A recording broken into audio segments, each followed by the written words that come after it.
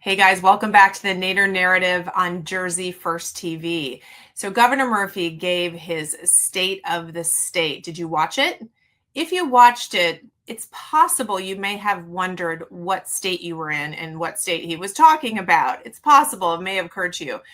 But not only that, there are a lot of questions swirling around how he sees the past 7 years in terms of his accomplishments and his goals going forward as he enters his last year of his governorship. But we need to understand it as citizens of New Jersey, and we're going to break it down for you today with some two very intelligent people that I'm going to add in now. And I'm so happy to have with us. We first have both of you returning to the show, actually, Americans for Prosperity and Northeast Regional Director Ross Connolly, and of course, Assemblyman Paul Kinitra from LD10. You guys, I'm so glad you're here. And I know you've been studying and all of that. Actually, the truth is, you know this state so well. All you had to do was listen to 20 minutes of this and you kind of get where he's coming from. So let's break it down. First, I'm going to start with you, Ross. I want you guys to both give me a grade, and I want it based on this. He said in the beginning very clearly, Governor Murphy said, that he has built our state to be stronger, fairer, and more prepared to face the future. Ross, what's his grade on those three items? As with, Governor Murphy's entire term, I would rate him an F. It was almost like living in a different world or dimension. That all things are going great in the state of New Jersey. We might get into it at some point, but he even claims that New Jersey has great inbound migration, which is totally opposite of what the average New Jerseyan is experiencing. Right. Very true. All right. So we have an F. Paul, you've had the pleasure of sitting in that chamber, firsthand watching everything that's gone down. What grade do you give him? Look, I'm going to shock everybody. I think it was an A+. If you were a criminal, a parole violator, an offshore wind company, like an international conglomerate that was standing to make billions of dollars on the back of the taxpayers, if you were a developer of kind of slumlord affordable housing that they were going to jam in all the different states, I think it's an A+. If you're anybody else, then it's obviously an F. Obviously, yes. Well, that's a good way. That's a good way of approaching it. So let's break it down. We have so many things to discuss. I do have to tell you, I was shaking my head so many times as he spoke. I felt like did I live in a different state? That's not what I've experienced. I don't understand where this is coming from. So we've got a lot of him sort of bragging about what's been accomplished and then the goals going forward. And there was a big disconnect. I want to start with his focus on families and strengthening families. Now, one of the things that he's bringing up is this 12-week parental leave for every state worker. Now, whenever a politician says, hey, we're going to mandate this or provide this to our state employees, in a few breaths, we're suddenly, as private employers, looking at this as well. So, Ross, first of all, it comes down to money. It always does. It's really nice to give people 12 weeks paid leave. Sounds great. How do we pay for it? These are the programs that they may sound great. They're great, possibly good political talking points. But the reality is all of those paid family leave programs, if you do it on a wide scale, it's been done across the Northeast, it always ends up being a tax on every single person in the state. It ends up being very unpopular in the state of Maine. They rolled out a payroll tax to pay for paid family leave. And it's deeply, deeply unpopular now that it's being actually implemented. So on paper, may sound great. In practice and in implementation, they're disastrous programs that put a huge tax burden on the people that they're intended to help. Well, and then the next step always is, Paul, that we start to see them push this towards private businesses. With the idea that if you mandate this, right, then everybody has a chance. What happens to these businesses? Suddenly, they are now carrying the cost of 12 weeks of paid leave. Who ends up paying for that? It's unbelievable, right? I mean, it really tells the story of the Murphy administration and the Democrat-led legislature over the past chunk of years, in that they seem to govern from a perspective of, where can we find more groups that we can give more to so that they become beholden to us and keep voting for us? And there are no repercussions financially about what that means, right? You know, the governor talked about the minimum wage raise, and you know, in his perspective, what a huge success that is. He talks about all these things from a perspective that I clearly don't understand, because they don't talk about all the businesses that they're running out of this state. You know, as the budget is ballooning and going up 60% since Governor Christie left office, and as we've become the least friendly business state in the entire country. Well, you become the least friendly when you break the backs of small businesses. And I will tell you, the people that end up paying the price are the consumers. So it ends up in the lap of the taxpayer no matter what. A business cannot survive paying minimum wage for jobs that were never, the new minimum wage, that were for jobs that were never meant to be self-sustaining, summer jobs, McDonald's, things like this. Let's be honest, the majority of those workers, that was not the intent. But you cannot expect a business to take on extra expense without raising their prices. So thus the equation part of it, they never sort of take it all the way through. But let's continue with the family thing, Ross. We're also talking about universal pre-K, ensuring every school district provides that full day kindergarten. You know, it occurred to me as I'm listening to that maybe if it weren't so expensive to live in New Jersey, we wouldn't be forcing people into dual income households. I'm all about everybody living their dream and pursuing what they want. But there are a lot of people that have no choice. So you have to provide this. What say you about this plan? Yes, it's just once again the governor, you know, trying to take a policy or a problem and having a top-down solution to try and fix it.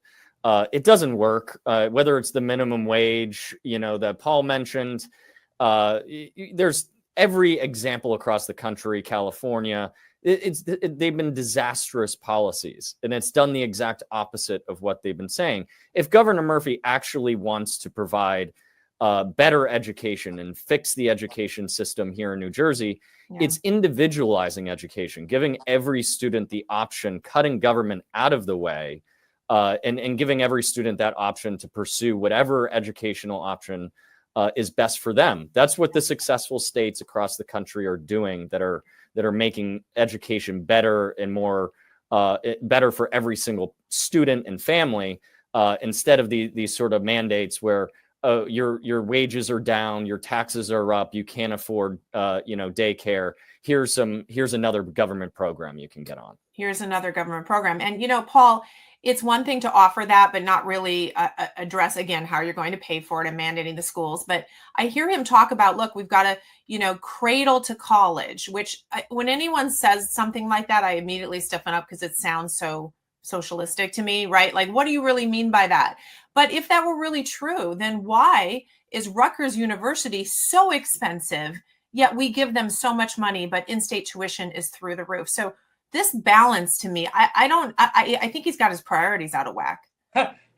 That's an understatement. Yeah. Let me tell you, cradle to college is a great term, because we know that this administration wants to take away parenting and education from parents and families doing that, right?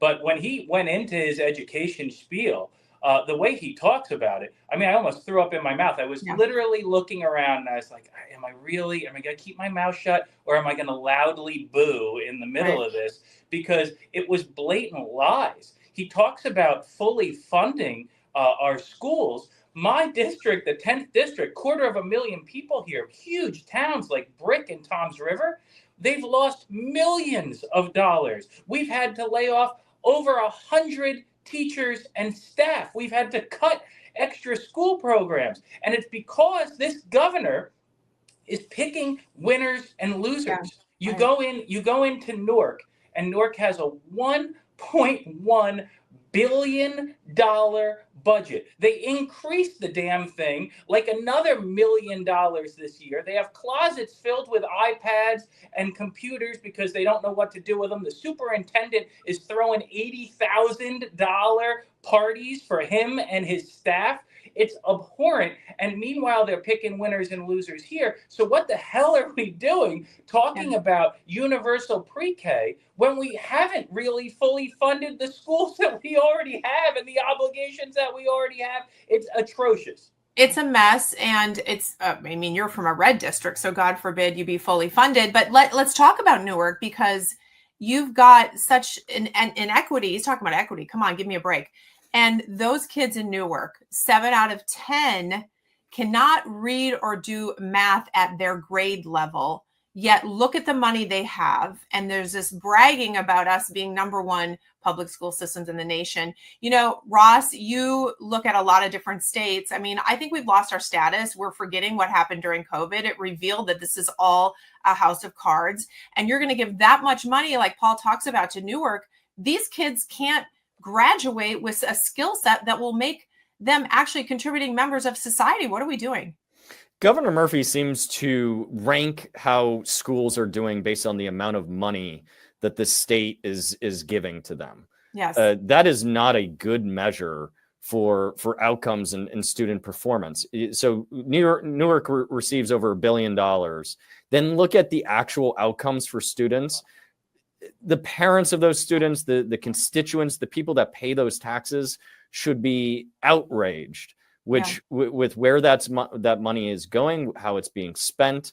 It's just more of the same from Governor Murphy, just spending money with no results and putting it all on the backs of New Jersey taxpayers. Absolutely. And I'm sure, Paul, for you to sit there just outraged at hearing that, too bad we're not the UK where you can, you know, start to scream and yell when the leaders are speaking. I bet you wanted to, right? Look, and I'll tell you, it's a systemic problem, right? Yeah. You look at the money that we continue to throw at school systems like Newark, and yet the test scores aren't getting any better. And why is that? I would go so far that it's the degradation of the family structure that this administration keeps allowing constantly, and it's the rising crime, and that was really deeply embedded in the governor's speech as well. I mean, all the parole violators that they want to let out back into the streets, all the weak on crime policies that they didn't learn their lesson with this last Trump election and the results in New Jersey. Now imagine you're a kid in the inner city, right? And you have to worry about gangs on your way to and from school. You don't have a safe environment. A lot of us take that for granted, right? We go home to 2-family households. We go home to safe environments where we can study. We go home to parents that care about us and follow up on us. What Governor Murphy and this administration has created is an environment where, forget what's happening in the school system. If you have to worry about if you're going to be safe and what your home life is going to be like, you don't have the time to actually, impact anything and to build on anything that happened in the schools. And that's why things are failing. We need to take the money out of some of these school systems where they're just throwing it against the wall. And we need to fix the families. We need to fix the communities. We need to make our city safer in New Jersey. Yeah, that is so true. Although Governor says that he can relate to all these people. I was struggling with that comment too. I'm like, wow, you couldn't be more unrelatable. And whatever your roots are, you've clearly forgotten them. Before we move on from the schools, though, Ross, I got to ask both of you your opinion because I find it interesting where people land on this. What about phones in schools? Ross, what do you think about him banning phones in schools? It's a difficult sort of topic. Like someone I saw point out, like, phones can be useful, if a kid's being bullied, pull it out and record, things like that. But, there is an overuse of phones in schools. Kids should be focused on what they're trying to learn. But it's also, I think, the wrong approach to just outright ban them and not have any sort of leeway. There are a lot of important learning tools on AI programs should be embraced by schools to pair up with how kids are learning in class. Yeah. It may work for some kids, may not work for others. So again, a top-down solution for the governor, I don't think is the best solution to a legitimate problem. So, Paul, are your colleagues supporting this? Because Ross brings up a good point, and we're very much a home rule state. We always have been, and I think we want to retain that. So, why don't school boards figure out what their policies should be? You have to embrace technology, even AI. Figure out how to embrace it and make us more competitive rather than ban. So, Paul, what are people saying in the chamber? Is this going to get a lot of support? Where do you think this should go? Look, I'm going to be honest. I actually have a different take here. In the entire speech that the governor gave, this was the one thing where I willingly stood up and applauded. The governor always loves to use people as props. So anytime that he's trying to make a point and he wants to curry favor on that, he goes, and this is Mr. Johnson from so-and-so. And then you all have to clap. When he announced this about the cell phones in schools, I stood up, I applauded. It is a little heavy-handed for my liking, but I will say, as a small business owner myself, the younger and younger generations, the social skills that the majority of them bring to the table, and the inability to carry on a conversation, and the way that smartphone usage is affecting their brains, literally the way they think, I actually do think it is just seismically bad for our future. And while it's a little heavy-handed, and I'm not a big government guy in general, I tend to support it. And I did look around, and I saw a lot of my colleagues applauding as well. So I actually think that this could get bipartisan support. And I'll harken back to the governor's last State of the State address. There was one component in that I appreciated, which was the AI moonshot program, because we've done so much to scare business out of the state. The fact that he was putting some dollars towards the right way to do things technology-wise in the future. This was the one thing that I liked in this speech. You have kids, Paul? I'm working on that. Maybe we'll have an announcement here in the near future. Okay. Yeah. Well, and I think that changes how people feel about it as well. But to go back to your earlier point, there's a lot that families need to do. I mean, parents are that is the first place where you need to teach your kids about phones, and you need to manage their exposure. But often that doesn't happen. So the schools have to pick up maybe the thread on that. There is a need for something. I will say, as a parent of 4 teenagers, there's a need for something. I don't know about an outright ban, but I think it needs to be addressed. I think it's a scourge on society. But to Ross's point, it's also how we all live our lives now. So how do we deal with it? And I'm glad that it's brought up. I'm glad it's an issue. I hope the school board step up and they're given some room to implement this in the way that works for them. So interesting things. So let's go back to what is always an issue in this state, and it is the permit issue, which we hope some governor someday will find a way to fix, which is the economic situation and property taxes. And I listened to him talk about this, and he always says, well, I instituted property tax relief. And what comes to me every time I hear property tax relief, Ross, I want to say, how about property tax reform? Because I really don't know how many people care about getting a small check in the mail when they look at their property taxes going up. It's all just overwhelming. And he talks about relief for some people. How do we get reform? Yeah, I'd say the governor talking about relief is sort of like when the federal government says, oh, they're cutting spending, but it's actually just this very slight reduction of the increase. Yeah. So taxes are still going up. And, having some relief where someone gets a check, just a little thing in the mail, that's not solving any of the systemic issues. Like you said, there needs to be broad reform across the board on all taxes. And that's what we at AFP, Jersey First, where we're working to really get acceptance of all New Jerseyans, because everyone knows that you're taxed too much. And bottom of the rankings, the governor used the word freedom a lot, and some other phrases that he worked in that was unusual from previous speeches. Yeah. He needs to look up the definition of what those words are. Right. I think, New Jersey is ranked one of the bottom states for freedom on almost every single ranking. True. And it has to do with the onerous, burdensome government, whether it's taxes, regulations that are driving people and businesses out of the state. There has to be broad reform to make New Jersey more competitive. Paul, how do we fix this? I mean, you sit in that chamber, you hear people talk about it. Your constituents are like, buddy, the taxes are ridiculous. It is the permit issue. Do we ever actually fix this? It's very simple. I mean, it's only going to get fixed when the governor's approach to the finances and budget stops being ideological. Right. I mean, he governs from an ideological perspective, a pandering perspective, and that all has no real world effects other than to raise our budget, right? Let's take affordable housing. They're going to jam affordable housing in every community in New Jersey. They're fighting it unbelievably. It doesn't even matter how many kids we help, because we used to have a credit system. You could bring the credit system back and say, well, look, developers or town, maybe if you pay in to affect change where you get 1.5 or 2 students per what your obligations would have been in your town, well, then you're actually helping more people find affordable housing. But they want to remake every community. And what's that going to do? That's going to drop property taxes, because it's going to drop property values. So the state is actually going to get less money as a result of stuff like this. And then you look at, you look at their ideological push as it relates to energy. The governor was talking about clean energy mandates, all this stuff like that. When you look at the queue for what they're anticipating with clean energy, it's all offshore wind.